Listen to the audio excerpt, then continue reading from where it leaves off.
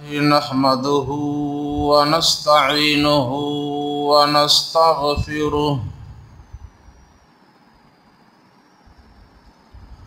ونعوذ بالله من شرور أنفسنا ومن سيئات أعمالنا من يهده الله فلا مضل له ومن يضلله فلا هادي له وأشهد أن لا إله إلا الله وحده لا شريك له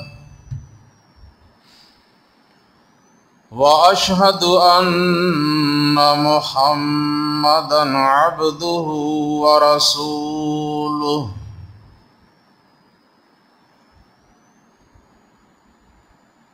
أما بعد فإن خير الحديث كتاب الله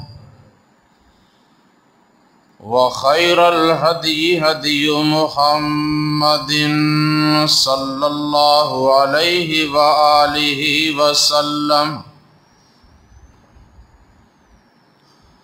وشر الأمور محدثاتها وكل محدثة بدعة وكل بدعة ضلالة وكل ضلالة في النار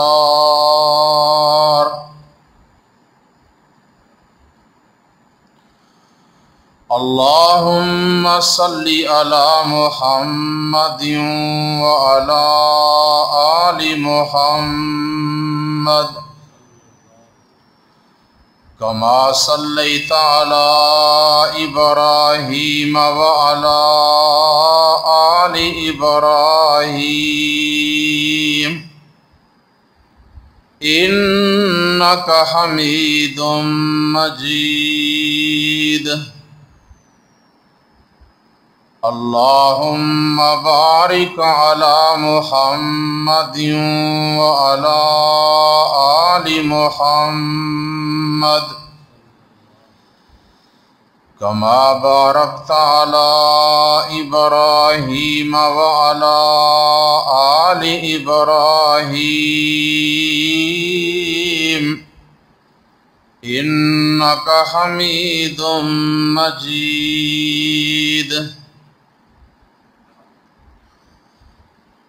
رب اشرح لي صدري ويسر لي أمري واحلل عقدة من لساني يفقه قولي رب زدني علما أما بعد فأعوذ بالله من الشيطان الرجيم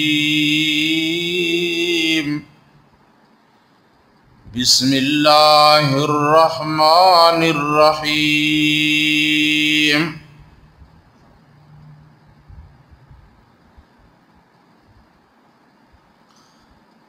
لقد نصركم الله في مواطن كثيرة ويوم حنين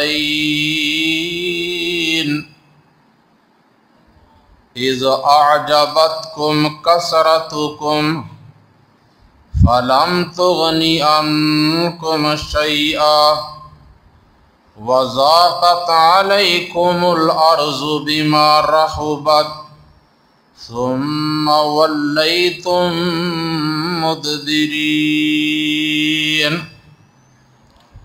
ثم أنزل الله سكينته على رسوله وعلى المؤمنين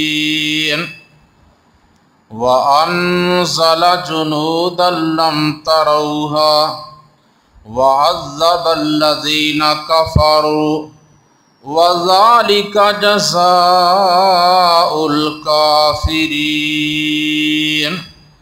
ثم يتوب الله من بعد ذلك على من يشاء والله غفور رحيم۔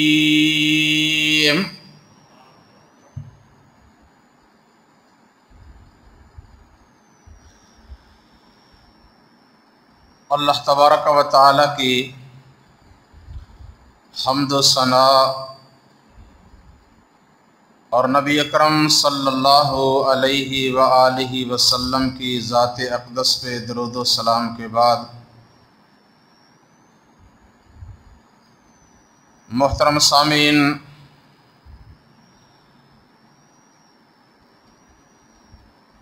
گزشتہ خطبہ جمعۃ المبارک میں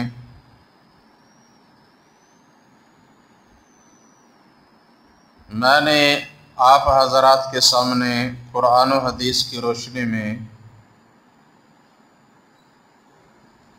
فتح مکہ کے عنوان پر کچھ باتیں بیان کی تھیں،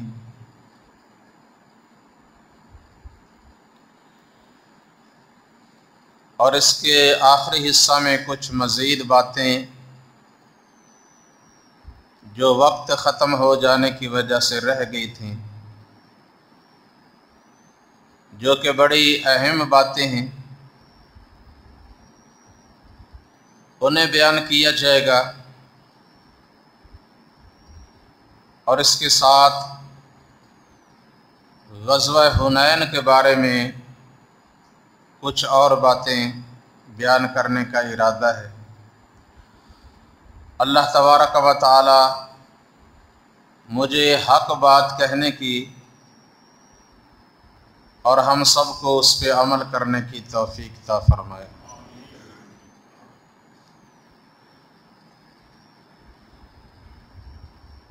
رسول اللہ صلی اللہ علیہ وسلم نے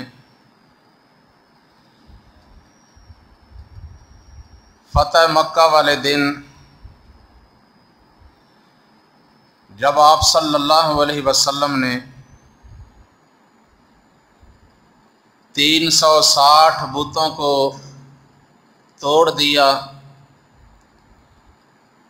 اور فرما دیا کہ جاء الحق وزہق الباطل ان الباطل کان زہوقا، کہ اب حق آ گیا ہے اور باطل چلا گیا ہے، اور باطل ہے ہی مٹ جانے والا، باطل ٹھہر نہیں سکتا۔ پھر آپ صلی اللہ علیہ وسلم نے حضرت عثمان بن طلحہ رضی اللہ تعالیٰ عنہ سے خانہ کعبہ کی چابی لے کر دروازہ کھولا، اندر داخل ہوئے، اور جو اندر تصویریں وغیرہ لگی تھیں انہیں بھی اتارا، اور خانہ کعبہ کے اندر آپ صلی اللہ علیہ وسلم نے نماز ادا کی، اور پھر خانہ کعبہ کے دروازے پہ کھڑے ہو کر آپ صلی اللہ علیہ وسلم نے ایک بڑا فصیح و بلیغ خطبہ ارشاد فرمایا،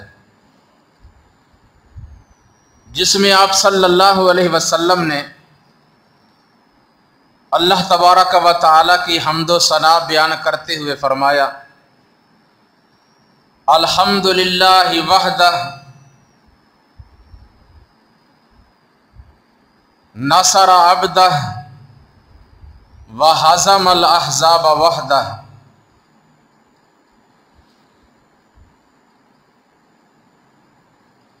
آپ نے بتایا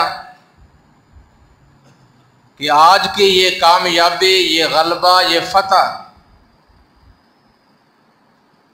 اس میں ہمارا کوئی کمال نہیں،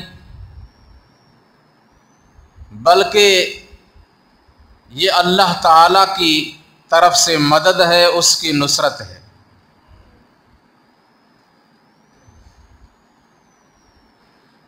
اس لیے کہ اللہ سبحانہ و تعالی نے پہلے ہی آپ کو بتا دیا تھا، يَنْصُرْكُمُ اللَّهُ فَلَا غَالِبَ لَكُمْ وَإِنْ يَخْذُلْكُمْ فَمَنْ ذَا الَّذِي يَنْصُرُكُمْ مِنْ بَعْدِهِ وَعَلَى اللَّهِ فَلْيَتَوَكَّلِ الْمُؤْمِنُونَ۔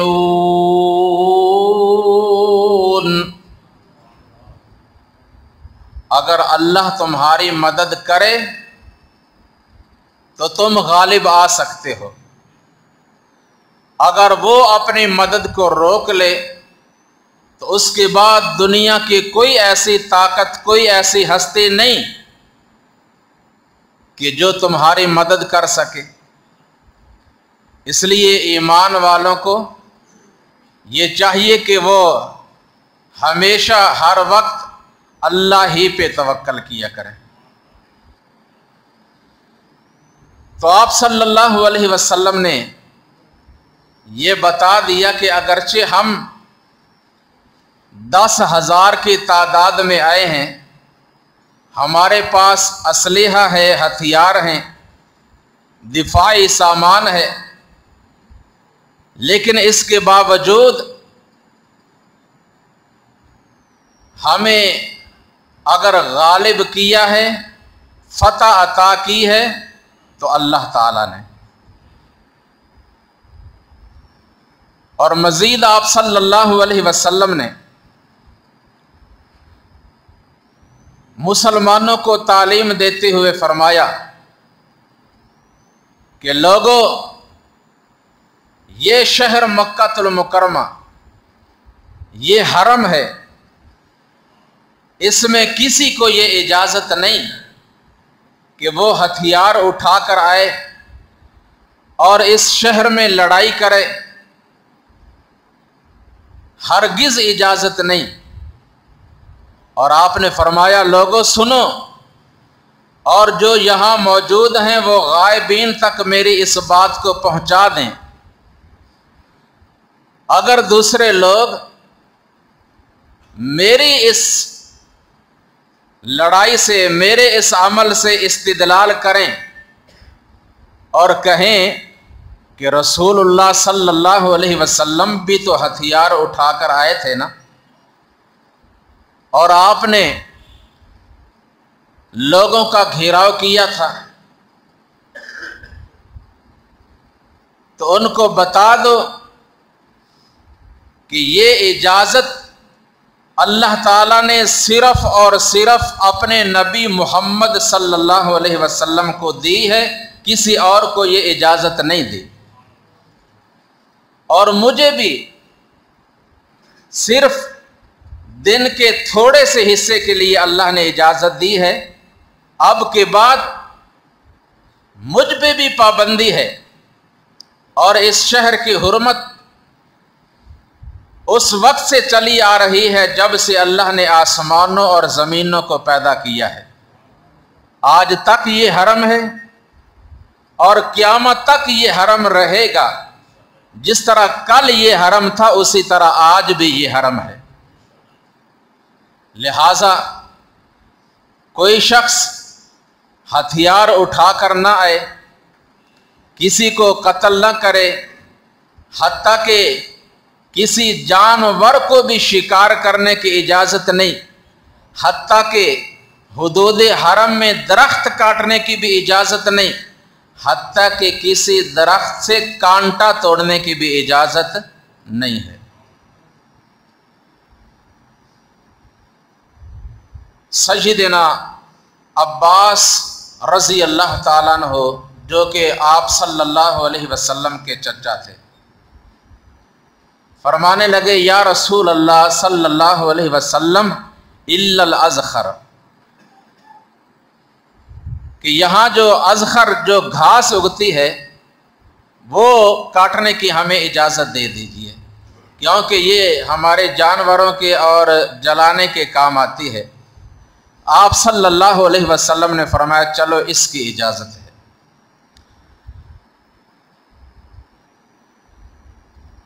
اس کے بعد آپ صلی اللہ علیہ وسلم نے کچھ ایسے مجرمین کا نام لیا کہ جو بڑے مجرم تھے، فرمایا کہ ان کو نہیں چھوڑا جائے گا،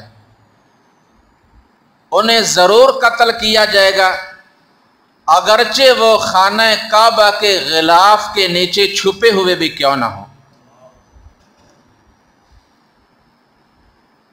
وہ کون تھے؟ وہ کسی نہ کسی مسلمان کے قاتل تھے یا مرتد، انہیں قتل کرنا ضروری تھا۔ عام حالات میں بھی کہ قاتل سے قصاص لیا جائے، اور جو شخص اسلام لانے کے بعد پھر کافر ہو جائے، اپنا دین بدل لے، اسے بھی قتل کیا جائے گا۔ ان میں تقریباً 8 مرد اور 2 لونڈیاں تھیں، جن میں سے آدھوں نے اسلام قبول کر لیا، مسلمان ہو گئے، انہیں معاف کر دیا گیا، اور باقی جو تھے انہیں قتل کر دیا گیا۔ ان میں ابو جہل کے بیٹے اکرمہ بن ابی جہل اور صفوان ابن امیہ، کچھ اور لوگ جو مکہ سے باہر بھاگ گئے اپنے آپ کو بچانے کے لیے، تو رسول اللہ صلی اللہ علیہ وسلم کے پاس صفوان ابن امیہ کے ایک پرانے دوست تھے، عمیر ابن وہب رضی اللہ تعالی عنہ، آ کر سفارش کی، یا رسول اللہ صلی اللہ علیہ وسلم، میں صفوان ابن امیہ کے لیے امان طلب کرتا ہوں، آپ اسے معاف فرما دیں۔ آپ صلی اللہ علیہ وسلم نے فرمایا ٹھیک ہے، اگر وہ واپس آ جائے، اسلام قبول کر لے، تو میری طرف سے معافی کا اعلان ہے۔ عمیر کہنے لگے، یا رسول اللہ صلی اللہ علیہ وسلم، میں اس کے پاس جاتا ہوں، اسے تلاش کر کے لاتا ہوں، آپ مجھے بطور علامت اپنی طرف سے کوئی چیز دے دیں۔ تو نبی اکرم صلی اللہ علیہ وسلم نے اپنے سر مبارک سے اپنا عمامہ اتار کر دیا۔ آپ تو اس بات کے انتظار میں ہیں کیونکہ کوئی آئے، کفر اور شرک کو چھوڑ کر توبہ کر کے آئے اور دائرہ اسلام میں داخل ہو جائے، تاکہ وہ جہنم کے عذاب سے بچ کر جنت میں داخل ہونے والا بن جائے۔ اپنا عمامہ اتار کر دینا یہ کوئی معمولی بات نہیں۔ عمیر ابن وہب رضی اللہ تعالیٰ عنہ جاتے ہیں، صفوان ابن امیہ سے ملاقات کرتے ہیں اور انہیں بتاتے ہیں کہ میں نے تیرے لیے رسول اللہ صلی اللہ علیہ وسلم سے امان طلب کی ہے، آپ نے آپ کو امان دے دی ہے، لہذا آپ آئے میرے ساتھ۔ کہنے لگا مجھے یقین نہیں، کیونکہ میں خود بھی ساری عمر اس کا مقابلہ کرتا رہا، اور میرا باپ امیہ ابن خلف جو مسلمانوں کو، بالخصوص کمزور مسلمانوں کو اور بلال حبشی رضی اللہ تعالیٰ عنہ کو بڑی دردناک سزائیں میں دوچار کرتا رہا، مجھے یقین نہیں کہ وہ ہمیں معاف کر دے۔ تو عمیر کہنے لگے یہ دیکھو، محمد کریم صلی اللہ علیہ وسلم نے اپنا عمامہ بطور علامت آپ کے پاس بھیجا ہے، اب تو یقین کر لو۔ آگے رسول اللہ صلی اللہ علیہ وسلم نے معاف فرما دیا، لیکن کہا اے محمد صلی اللہ علیہ وسلم، میں ابھی کلمہ نہیں پڑھ سکتا، مجھے مزید کچھ غور و فکر کرنے کی سوچنے کے لیے کچھ وقت دیا جائے۔ کتنا وقت چاہیے؟ کہا 2 ماہ۔ آپ صلی اللہ علیہ وسلم نے فرمایا ٹھیک ہے، 2 ماہ کی بجائے 4 ماہ میں تجھے مہلت دیتا ہوں، اچھی طرح سوچ لے، اس لیے کہ دین اسلام میں جبر نہیں ہے۔ لا اکراہ فی الدین قد تبین الرشد من الغی فمن یکفر بالطاغوت ویؤمن باللہ فقد استمسک بالعروۃ الوثقی لا انفصام لها واللہ سمیع علیم۔ کسی کو زبردستی مسلمان نہ بنایا جائے، ایمان لانے کا، اسلام قبول کرنے کا فائدہ اسی کو ہوگا جس نے فراخ دلی سے سوچ سمجھ کر اسلام کو قبول کیا۔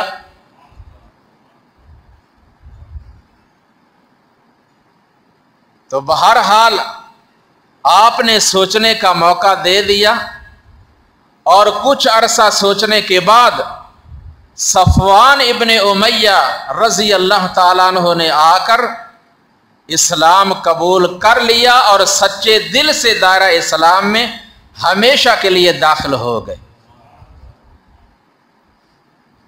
اور ادھر اکرمہ بن ابی جہل مکہ سے نکلے اور کہنے لگے اب مکہ میں یا طائف میں یا جدہ میں یا مکہ کے ارد گرد کسی شہر یا کسی بستی میں رہنے کا، وہاں جینے کا کوئی مزہ نہیں، کیونکہ اب ہماری حکومت ختم ہو گئی، مسلمانوں کی اور محمد صلی اللہ علیہ وسلم کی حکومت آ گئی، ہم ان کے ماتحت رہ کر نہیں جی سکتے۔ اس میں ہماری توہین ہے، کیونکہ میں سردار ہوں اور سردار کا بیٹا ہوں، ان کے ماتحت رہ کر غلامی کی زندگی بسر کرنا یہ مجھ سے گوارا نہیں ہوگا۔ کہاں جانا چاہیے؟ ساحل سمندر پہ پہنچے، سمندر میں سفر کرنے کے لیے ایک کشتی میں سوار ہوئے، کسی اور ملک میں جانے کا ارادہ ہے، لیکن اللہ کی قدرت، جسے اللہ اپنے راستے پہ چلانا چاہیں، جسے اللہ اپنے دین میں داخل کرنا چاہیں، وہ ہو ہی جاتا ہے۔ اللہ تبارک و تعالی ہمارے لیے بھی شرع صدر فرما دے اور ہمیں اس دین اسلام پہ استقامت عطا فرما دے۔ ہوا کیا؟ جس کشتی میں سوار ہوئے، تیز ہوا چلی، طوفان آیا، کشتی خطرے میں پڑ گئی، ڈولنے لگی، ڈوبنے کے قریب تھی۔ ملاح کہنے لگا اب اللہ کو پکارو۔ تمام لوگ جو اس کشتی میں سوار تھے سب کہنے لگے اے اللہ، یا اللہ ہمیں بچا لے، اے اللہ ہمیں غرق ہونے سے بچا لے، اے اللہ ہماری کشتی کو پار لگا دے، اے اللہ ہمیں موت سے بچا لے۔ اکرمہ کہنے لگے اب بار بار صرف اکیلے اللہ کا نام کیوں لے رہے ہو؟ اب لات کو کیوں نہیں پکارتے، منات کو کیوں نہیں پکارتے، عزا کو کیوں نہیں پکارتے، حبل کو کیوں نہیں پکارتے؟ اب کسی بھی اور کا نام نہیں لیتے، صرف اور صرف بار بار اکیلے اللہ کو پکار رہے ہو۔ کہنے لگے جب کوئی بڑی مصیبت آ جائے نا تو وہاں یہ چھوٹے کام نہیں آتے۔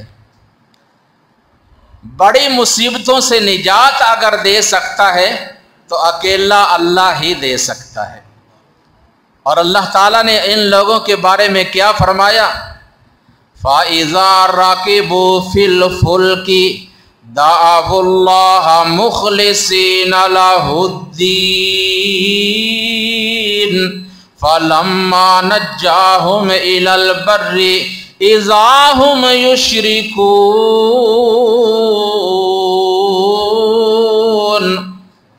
ये लोग जब दरिया का समंदर का सफ़र करने के लिए कश्ती में सवार होते हैं तो खालिसतन सिर्फ और सिर्फ अकेला अल्लाह ही को पुकारते हैं, बाकी सब भूल जाते हैं।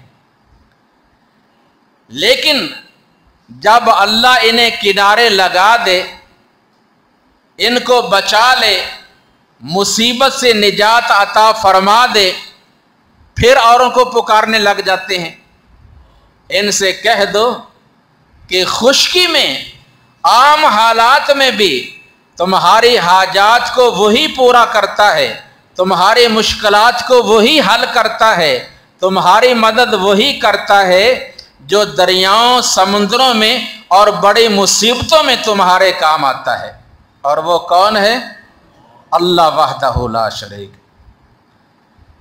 जब अकरमा ने सवाल किया, मल्लाह ने और दूसरे लोगों ने बताया कि यहाँ अल्लाह के सिवा कोई काम आ सकता ही नहीं, तो कहने लगे यही तो फिर हमारा मोहम्मद सल्लल्लाहु अलैहि वसल्लम से झगड़ा है। फरमाया अब मैं इससे आगे नहीं जाऊंगा, अब मैं यहाँ से कश्ती से उतरकर वापस मोहम्मद सल्लल्लाहु अलैहि वसल्लम की खिदमत में हाजिर होकर ईमान कबूल कर लेता हूँ। मुझे आगे जाने की ज़रूरत ही क्या? फिर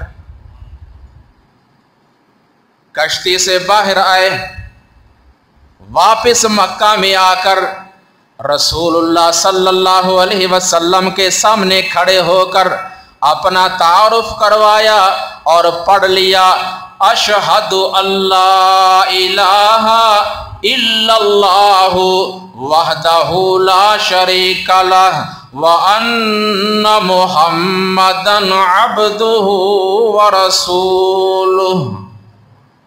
सल्लल्लाहु अलैहि वसल्लम हमेशा के लिए मुसलमान हो गए और बेहतरीन खालिस ईमानदार बनकर रहे। अल्लाह तबारक व तआला ने इनके ज़रिए इस्लाम और मुसलमानों को बड़ा फ़ायदा पहुँचाया। और फिर आप सल्लल्लाहु अलैहि वसल्लम ने मक्कातुल मुकर्रमा के इर्द गिर्द जो दूसरी जगहों पे कौमों ने बुत नस्ब किए हुए थे, उन्हें तोड़ने के लिए आपने वफद भेजे। हजरत खालिद बिन वलीद रज़ी अल्लाह ताला अन्हु को नखला में भेजा, जाओ वहाँ उज़्ज़ा नामी बुत है, उसे तोड़ कर आओ। चले गए, अपने साथ कुछ और साथी लेकर वहाँ जाकर दरख्तों का एक झुंड है, दरमियान में वो नस्ब किया हुआ उज़्ज़ा बुत है, जाकर उस पे हमला किया, तोड़ दिया। वापस आकर रसूलुल्लाह सल्लल्लाहु अलैहि वसल्लम को बताया।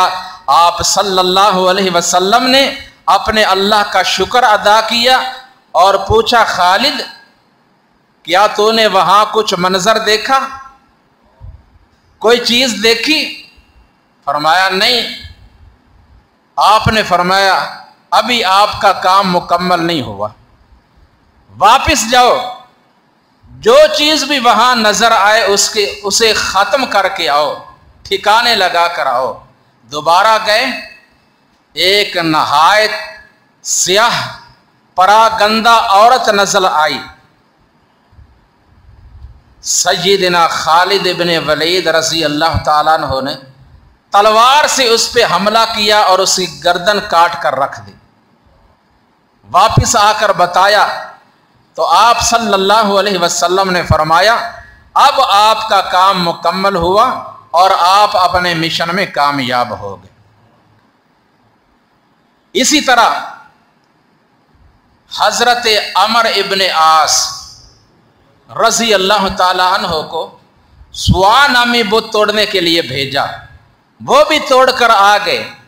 साद इब्ने ज़ैद रज़ी अल्लाह ताला अन्हो को मनात नामी बुत तोड़ने के लिए भेजा, वो भी तोड़ कर आ गए। अल-गर्ज़ मक्का में और मक्का के इर्द गिर्द जितने भी बुत थे जहाँ अल्लाह के माँ सिवा औरों की इबादत हुआ करती थी, और सबको आपने ख़त्म किया और करवा दिया। इसी तरह बुत उनका एक एक था तोड़ा, इसी तरह दिल उनका एक एक से तोड़ा, हर एक किबला कज से मुँह मोड़ा, कहीं माँ सिवा का इलाका न छोड़ा, अल्लाह से रिश्ता बंदों का जोड़ा। कभी के जो फिरते थे मालिक से भागे, दिए सर झुका सबके खालिक के आगे। आप सल्लल्लाहु अलैहि वसल्लम फरमाने लगे, अब मक्का में जिहाद नहीं होगा, किताल नहीं होगी, और अब इसके बाद हिजरत भी नहीं, क्योंकि मक्का ये फतह हो गया। अब गैरों की हुकूमत ख़त्म होगी, इस्लाम और मुसलमानों की हुकूमत होगी। अल्लाह अकबर कबीरा। और आप सल्लल्लाहु अलैहि वसल्लम फिर तकरीबन 19 दिन मक्कातुल मुकर्रमा में रहे। कितने दिन? 19 दिन। सही बुखारी की हदीस हज़रत अब्दुल्ला इब्ने अब्बास रज़ी अल्लाह ताला अन्हु बयान करते हैं कि रसूलुल्लाह सल्लल्लाहु अलैहि वसल्लम मक्का में फ़तह मक्का के मौका पर 19 दिन रहे, और 19 दिन आप सल्लल्लाहु अलैहि वसल्लम ने नमाज कसर ही अदा की, यानी ज़ोहर असर इशा की 2-2 रकत ही आप पढ़ते और पढ़ाते रहे। और फिर आप सल्लल्लाहु अलैहि वसल्लम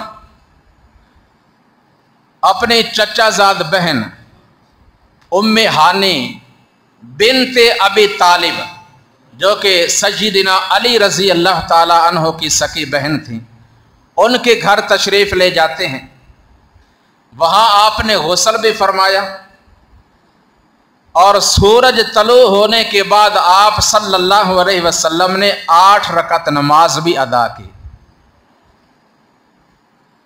जिसे मुफस्सिरीन मुहद्दिसीन लिखते हैं कि ये आप सल्लल्लाहु अलैहि वसल्लम की नमाज चाश्त थी। एक है नमाज इशराक, जो सूरज तलू होने के फ़ौरन बाद 2 या 4 रकत पढ़ी जाती है, और इसके थोड़ी देर बाद जब सूरज की धूप निकल आए और सूरज की रोशनी हर तरफ फैल जाए, उस वक्त जो नमाज अदा की जाती है वो है नमाज चाश्त, जिसे अरबी में ज़ुहा कहा जाता है। और ये ऐसा वक्त है कि जिसकी अल्लाह सुब्हानहु व तआला ने कुरान करीम में कसम उठाई है। और एक रिवायत में आप सल्लल्लाहु अलैहि वसल्लम फरमाते हैं, इंसान के जिस्म के 360 जोड़ होते हैं। फरमाया हर जोड़ का हर रोज़ सदका निकाला करो। आपसे पूछा गया हम सदका कैसे निकालें? आप सल्लल्लाहु अलैहि वसल्लम ने फरमाया कि जो शख्स नमाज चाश्त अदा कर ले, 4 रकत नमाज अदा कर ले, उसके जिस्म के 360 जोड़ों की तरफ से सदका अदा हो जाता है। गुनाहों की मुआफ़ी भी मिल गई और सदका भी अदा हो गया।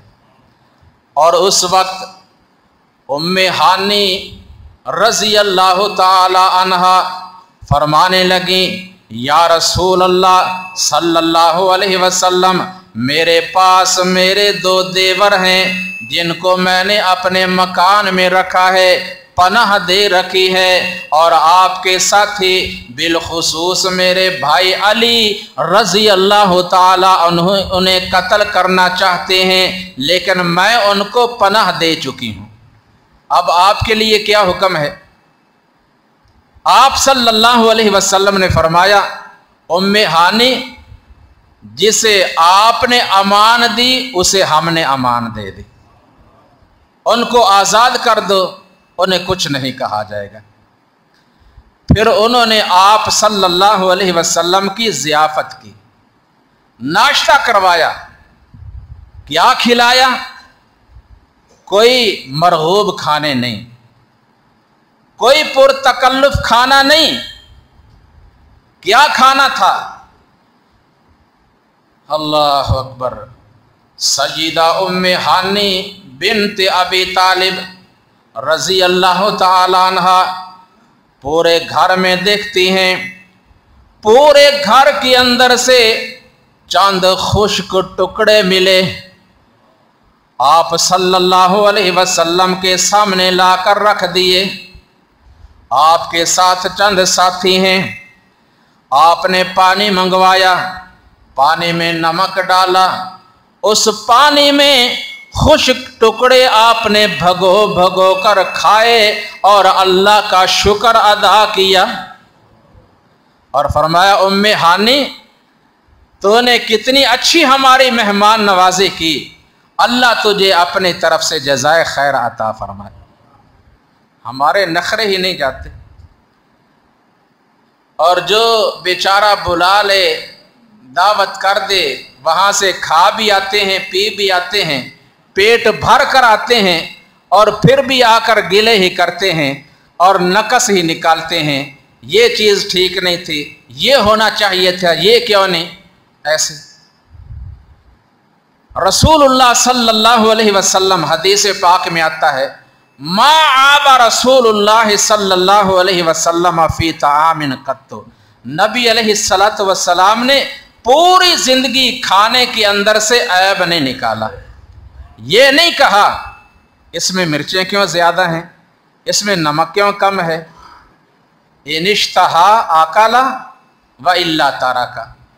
जब आप खाना चाहते, जो भी मुयस्सर होता खा लेते, और जब ना खाना चाहते, अच्छा मरगूब पुरतकल्लुफ़ खाना क्यों ना होता, आप ना खाते। लेकिन ऐब निकालना ये खिलाफ सुन्नत और जायज़ नहीं है। और इसके बाद आप सल्लल्लाहु अलैहि वसल्लम ने वहाँ के तमाम मर्दों और औरतों से बैत ली। क्या ली? बैत। बैत वक्त के नबी के हाथ पर होती है या खलीफा वक्त के हाथ पर, या नबी या खलीफा जिसे अपना नुमाइंदा बनाकर अपनी तरफ से किसी कौम की तरफ भेजें, वो उनकी तरफ से बैत लेता है। लेकिन यहाँ जो हमारे यहाँ बैत का तसव्वुर है, एक दूसरे से पूछते हैं आपने किसके हाथ पे बैत की है, आप किसके मुरीद हैं, आपका किसके साथ ताल्लुक़ है, आप किस सिलसिले से जुड़े हुए हैं। वो कहता है मेरे फ़लाँ मुर्शिद हैं, मेरे फ़लाँ पीर हैं, मेरे फ़लाँ गद्दी नशी हैं। कोई किसी का नाम लेता है, कोई किसी का नाम, और उस पे फ़ख्र करते हैं। लेकिन दीन इस्लाम में वक्त के नबी या खलीफा वक्त के अलावा किसी और के हाथ पे बैत करने की इजाज़त नहीं, और ना ही ये नबी अलैहिस्सलातु वस्सलाम की सुन्नत और ना ही सहाबा किराम के अमल से साबित है। आप किन शराइत पे बैत लिया करते, वो भी अल्लाह तबारक व तआला ने बता दें। फरमाया या अय्युहन नबिय्यु इज़ा जाअकल मुअमिनातु युबायिनका अला अल्ला युशरिकना बिल्लाहि शैआ वला यसरिकना वला यज़नीन वला यक़्तुलना औलादहुन वला यातीना बिबुहतानी यफ्तरीनहु बैना ऐदीहिन व अर्जुलिहिन ولا یعصینک فی معروف فبایعہن واستغفر لہن اللہ ان اللہ غفور رحیم۔ اللہ احکم الحاکمین نے فرمایا، اے محبوب صلی اللہ علیہ وسلم، جو لوگ آپ کے ہاتھ پہ بیعت کرنے کے لیے آئیں، 6 شرائط ہیں، 6 باتوں کا ان سے اقرار کروائیں، عہد لیں، اگر وہ وعدہ کر لیں، عہد کر لیں ان پہ کار بند رہنے کا، تو ان کی آپ سے بیعت ہو گئی، اور جب وہ بیعت کر لیں آپ ان کے لیے اللہ سے استغفار کریں، اور اللہ بڑا ہی بخشنے والا مہربان ہے۔ وہ 6 شرائط کیا ہیں؟ یاد کر لیں، اگر ہم بھی ان کو یاد کر کے ان پہ کار بند رہنے کا عزم کر لیں، وعدہ کر لیں، گویا ہماری بھی اللہ اور اس کے رسول صلی اللہ علیہ وسلم کے ساتھ بیعت ہوگی۔ بیعت کے معنی ایک پختہ گہرا تعلق جوڑنا۔ فرمایا الا اللہ یشرکن باللہ شیئا، زندگی بھر کسی کو بھی اللہ کا شریک نہیں بنانا، ولا یسرقنا، اور زندگی بھر چوری نہیں کرنی، ولا یزنین، زنا کاری کے قریب نہیں جانا، ولا یقتلن اولادہن، اپنی اولاد کو قتل نہیں کرنا، ولا یاتین ببہتان، کسی پاک دامن پہ بہتان نہیں لگانا، ولا یعصینک فی معروف، اللہ اور اس کے رسول کی معروف کاموں میں نافرمانی نہیں کرنی، جس کا اللہ اور اس کے رسول حکم دے دیں اس پہ عمل کرنا ہے، اور جس سے روک دیں رک جانا ہے۔ آپ نے مردوں سے بھی انہی شرائط پہ بیعت لی اور عورتوں سے بھی، لیکن فرق کیا ہے؟ ام المؤمنین سیدہ عائشہ رضی اللہ تعالی عنہا فرماتی ہیں، نبی علیہ السلام جب مردوں سے بیعت لیتے ان کے ہاتھ اپنے ہاتھ پہ رکھواتے، وعدہ لیتے، لیکن آپ نے کسی عورت کا ہاتھ اپنے ہاتھ پہ نہیں رکھا۔ عورت سے آپ صرف زبان سے اور پردے کی آڑ میں ہی اقرار لیا کرتے تھے۔ عورت کا زبان سے اقرار کر لینا ہی کافی ہے، اور یہی اس کی بیعت ہے۔ اور صحیح بخاری میں حضرت عبادہ ابن صامت رضی اللہ تعالیٰ عنہ فرماتے ہیں کہ نبی علیہ السلام نے ہم سے ان 6 شرائط پہ بیعت لی، اور بیعت لینے کے بعد آپ نے فرمایا تم میں سے جو شخص ان باتوں پہ پورا اترے گا، ان کے خلاف ورزی نہیں کرے گا، بیعت کو نہیں توڑے گا، اس کے بدلہ میں اللہ اسے کیا عطا فرمائیں گے؟ جہنم سے آزادی اور جنت کا داخلہ۔ لیکن جو شخص ان میں سے کسی بات کو چھوڑ دے، توڑ دے، اس کا معاملہ اللہ کے ساتھ ہے۔ اگر دنیا میں اس کو سزا مل گئی تو یہ اس کا کفارہ ہو جائے گا، اگر دنیا میں سزا نہ ملے تو اللہ کی مرضی، چاہے وہ اس کو سزا دے اور چاہے اس کو عذاب دے۔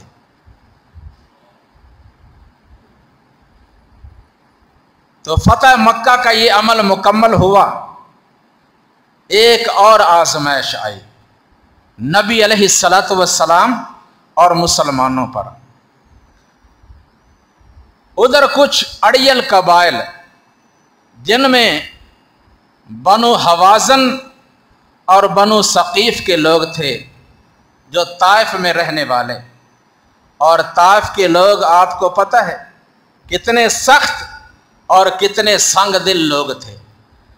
جب انہیں یہ معلوم ہوا نا کہ محمد صلی اللہ علیہ وسلم نے مکہ فتح کر لیا ہے اور مکہ کے ارد گرد جو بت نصب ہیں انہیں بھی توڑوا رہے ہیں اور آگے بڑھتے جا رہے ہیں، جمع ہوئے اور کہنے لگے قبل اس کے کہ وہ ہمارے علاقہ میں آئیں ہم جا کر ان پہ حملہ کرتے ہیں، ان پہ یلغار کر دیتے ہیں۔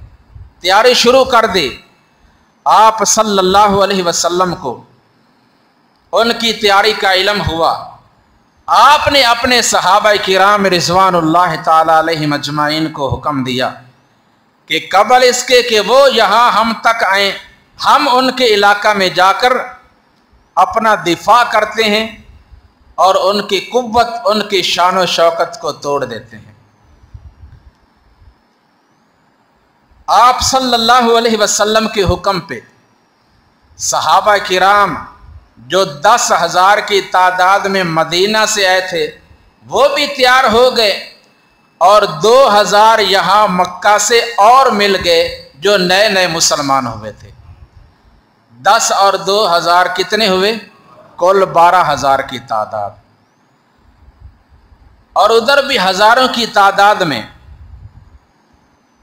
بنو ثقیف اور بنو حوازن اپنے اپنے سرداروں کی قیادت میں درید بن سما، مالک بن عوف نظری، ان کی قیادت میں حنین مقام کے قریب ایک جگہ ہے اوتاس، وہاں جمع ہوئے۔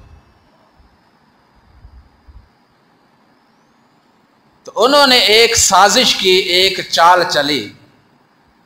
ان کے سردار مالک بن عوف نے کہا تم راستوں میں، گڑیوں میں اور جہاں تنگ جگہ ہیں، جو درے ہیں، وہاں چھپ کر بیٹھ جاؤ۔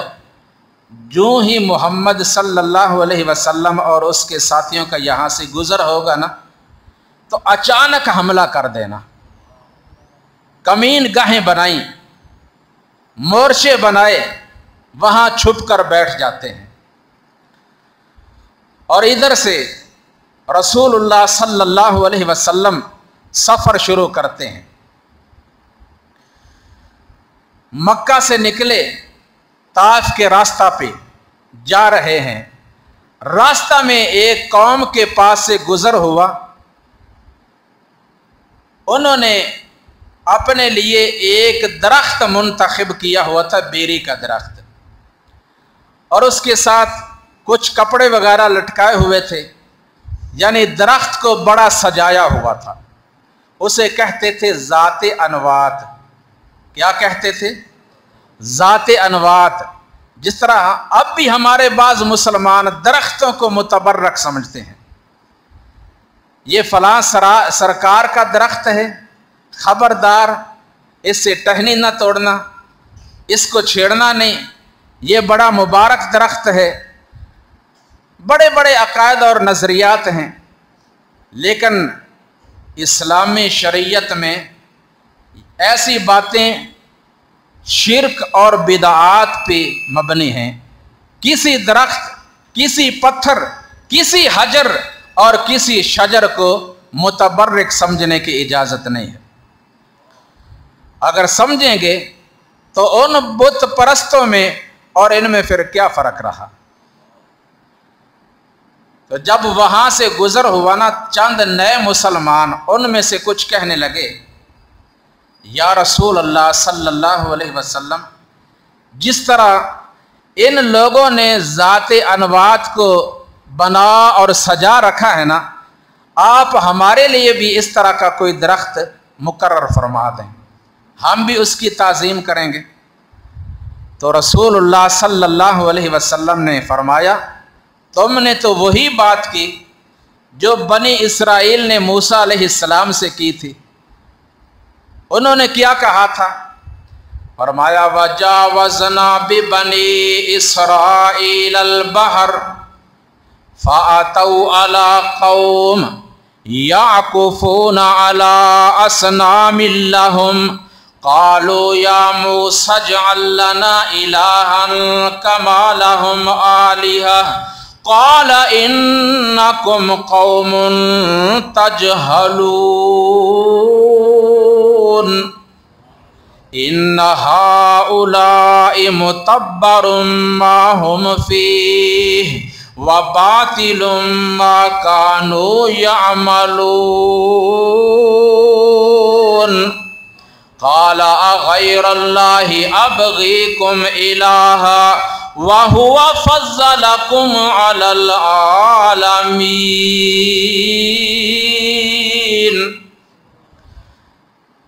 جب بنی اسرائیل کے لوگ دریا کو عبور کرنے کے بعد آگے جا رہے تھے، راستہ میں ایک قوم کے پاس سے گزر ہوا جنہوں نے ایک بت رکھا ہوا تھا اور اس کے ارد گرد اعتکاف کی شکل میں بیٹھ کر اس کی تعظیم کر رہے تھے۔ بنی اسرائیل میں سے چند لوگ کہنے لگے، اے موسیٰ علیہ السلام، جس طرح ان لوگوں نے ایک الہ بنا رکھا ہے آپ بھی ہمارے لیے بنا دیں۔ تو موسیٰ علیہ السلام فرمانے لگے، بے شک تم جاہل لوگ ہو، یہ جہالت کی بات ہے، یہ ایمان کے خلاف ہے۔ بے شک یہ لوگ اور جو کچھ یہ اعمال کر رہے ہیں سب کے سب باطل ہیں، یہ بیکار ہیں، یہ ضائع ہو جانے والے ہیں۔ کیا میں اللہ کے سوا تمہارے لیے کوئی اور معبود تلاش کروں؟ حالانکہ اس اللہ نے تمہیں پیدا کیا ہے اور اسی نے تمہیں جہان کی دوسری مخلوقات پر فضیلت عطا فرمائی ہے۔ تو نبی علیہ السلام نے فرمایا کہ تم نے بھی وہی بات کی جو انہوں نے کی تھی۔ آگے چلے، اب مسلمانوں میں سے کچھ لوگ یہ دیکھتے ہیں بہت بڑا لشکر ہے، ہزاروں کی تعداد میں۔ چند مسلمان آپس میں کہنے لگے کہ جب ہم تھوڑے تھے 313 تھے، ہمارا دوسرے لوگ ہمارے دشمن ہمارا مقابلہ نہ کر سکے، ہم تھوڑے ہونے کے باوجود ان پہ غالب آ گئے، لیکن اب یہاں ہم ہزاروں کی تعداد میں ہیں، اب تو یہ ہو سکتا ہی نہیں کہ دشمن ہم پہ غالب آ سکے، اب تو یقینی غلبہ، کامیابی، فتح ہماری ہی ہوگی۔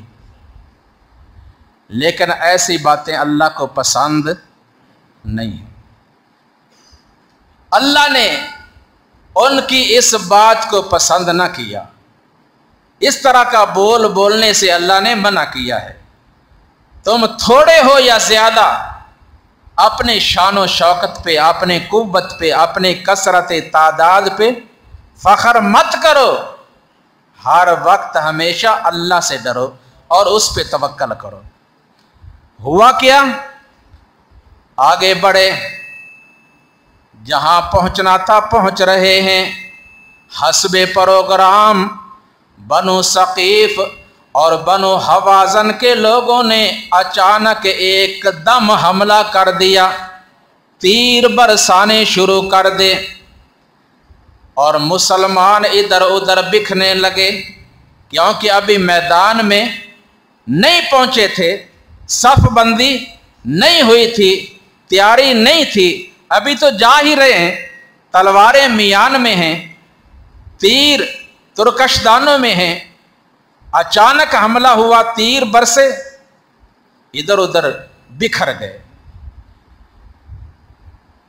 رسول اللہ صلی اللہ علیہ وسلم اور آپ کے ساتھ صرف تقریباً 80 مسلمان انصار اور مہاجرین میں سے باقی رہے، لیکن آپ صلی اللہ علیہ وسلم اور آپ کے یہ چند ساتھی جمے رہے، ڈٹے رہے، اور اس موقع پہ آپ صلی اللہ علیہ وسلم فرما رہے تھے، انا ابن عبد المطلب، انا ابن عبد المطلب، انا النبی لا کذب، میں اللہ کا سچا نبی ہوں، جھوٹا نبی نہیں ہوں، میں دوڑنے والا بھاگنے والا نہیں ہوں، میں عبد المطلب کا بیٹا ہوں۔ انا ابن عبد المطلب، اور آپ کے چچا عباس اور ابو سفیان آپ کی سواری کی لگام تھامے کھڑے رہے، اور پھر آپ نے حکم دیا چچا عباس لوگوں کو آواز دو، ان کو بلاؤ، اے بیت رضوان والو، اے درخت کے نیچے بیعت کرنے والو، آ جاؤ واپس۔ تھوڑی ہی دیر میں جو لوگ ادھر ادھر بکھرے تھے نا فوراً جمع ہو گئے، اور پھر ڈٹ کر مقابلہ ہوا۔ آپ صلی اللہ علیہ وسلم نے زمین سے مٹی کی ایک مٹھی اٹھائی اور دشمن کی طرف پھینکی اور فرمایا شاہت الوجوہ۔ آپ نے جو ہی مٹی کی مٹھی ان کی طرف پھینکی، اللہ نے اس مٹی کو تمام کفار کی آنکھوں میں پہنچا دیا اور ان کے دلوں میں رعب ڈال دیا۔ اللہ نے مسلمانوں کو اور اپنے نبی صلی اللہ علیہ وسلم کو ان پہ غالب فرما دیا، اور پھر فرمایا لَقَدْ نَصَرَكُمُ اللَّهُ فِي مَوَاطِنَ كَثِيرَةٍ وَيَوْمَ حُنَيْنٍ، یقیناً اللہ نے بہت سے میدانوں میں اور حنین میں اے مسلمانوں تمہاری مدد کی۔ اِذْ أَعْجَبَتْكُمْ كَثْرَتُكُمْ، جب تمہیں تمہاری تعداد کثرت نے تعجب میں ڈال دیا تھا، تم سمجھنے لگے ہم بہت زیادہ ہیں، آج کوئی ہم پہ غالب آ نہیں سکتا، لیکن فَلَمْ تُغْنِ عَنْكُمْ شَيْئًا، شروع میں کوئی بھی چیز تمہارے کام نہ آئی۔ وَضَاقَتْ عَلَيْكُمُ الْأَرْضُ بِمَا رَحُبَتْ، اور زمین اپنے فراخی کے باوجود تم پہ تنگ ہو گئی، تمہیں اس وقت سوچا ہی نہیں، سمجھ ہی نہیں آئی ہم کیا کریں اور کدھر جائیں۔ ثُمَّ وَلَّيْتُمْ مُدْبِرِينَ، اور تم ایک دفعہ میدان چھوڑ کر ادھر ادھر بکھر گئے۔ ثم انزل اللہ سکینتہ علی رسولہ وعلی المؤمنین، پھر اللہ نے آسمان سے اپنے نبی پر اور ایمان والوں پر سکینت نازل فرمائی، اور ان کی مدد کے لیے اللہ نے فرشتے اتار دیے، اور اللہ نے کافروں کو عذاب میں مبتلا کیا، اور جو ادھر ادھر بکھرے تھے اللہ نے ان سب کو معاف کر دیا، کیونکہ اللہ بڑا غفور الرحیم ہے۔ تو یہاں دشمن کے تقریباً 70 آدمی قتل ہوئے، اور 6000 ان کے مرد اور عورتیں قیدی بنے، اور تقریباً 24,000 اونٹ اور 40,000 بکریاں اور بہت سا سونا اور چاندی مسلمانوں کو بطور غنیمت ملا۔ یہ مدد، یہ نصرت اللہ کی طرف سے تھی۔ اللہ فرماتے ہیں اگر تم مجھ پہ توکل کرو اور ڈٹ کر جم کر دشمن کا مقابلہ کرو گے تو یقیناً اللہ تعالیٰ تمہاری اسی طرح مدد فرمائیں گے جس طرح فتح مکہ کے موقع پر اور یوم حنین والے دن اللہ نے اپنے نبی اور مسلمانوں کی تھی۔